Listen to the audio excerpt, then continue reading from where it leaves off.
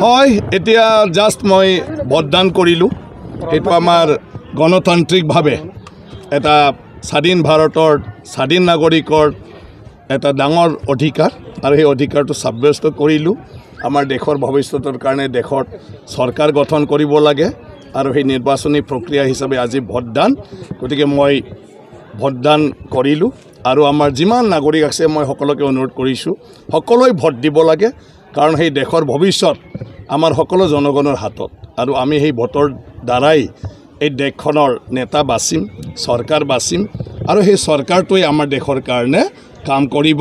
সেইটোৱে আমাৰ দেশৰ প্ৰক্ৰিয়া। প্ৰথম পৰ্যায়ত কিন্তু ভোটদানৰ হাৰ যথেষ্ট কম হৈছিল দেশতে, গতিকে আজি কি আহ্বান জনাব আপুনি? হয়, সকলোৱে ভোট দিব লাগে, কাৰণ নাগৰিক হিচাপে সকলোৰে দায়িত্ব আৰু ভোটদানটোৱে গণতান্ত্ৰিক দেশৰ কাৰণে নাগৰিকৰ চবতকৈ ডাঙৰ কৰ্তব্য।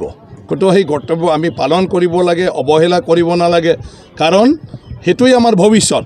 আজি ভোটদান দিয়ে আমি প্ৰতিনিধি বাছনি কৰিম আৰু সেই প্ৰতিনিধিসকলে চৰকাৰ গঠন কৰিব আৰু সেই চৰকাৰে দেশৰ কাৰণে তেওঁলোকে চিন্তা কৰিব, পলিচি ল'ব, পৰিকল্পনা ল'ব আৰু ইয়াৰ আধাৰতে বিভিন্ন উন্নয়নমূলক আঁচনিবিলাক হ'ব আৰু সেই আঁচনিৰ দ্বাৰাহে এই দেশখন উন্নয়ন হ'ব, আমাৰ গাঁওখনো উন্নয়ন হ'ব।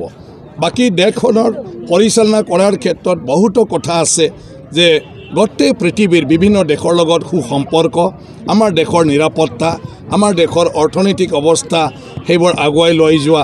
গতিকে সেই গোটেইবোৰ আজি যিসকলে নিৰ্বাচিত হৈ ফালে দেশত সাংসদ হিচাপে যাব তেওঁলোকে সিদ্ধান্ত ল'ব। গতিকে সেইটোৰ কাৰণে আমি যদি অৱহেলা কৰোঁ তেতিয়াহ'লে দেশৰ কাৰণে আমি হয়তো ক'ৰবাত কিবা এটা ভুল কৰি পেলোৱা হ'ব।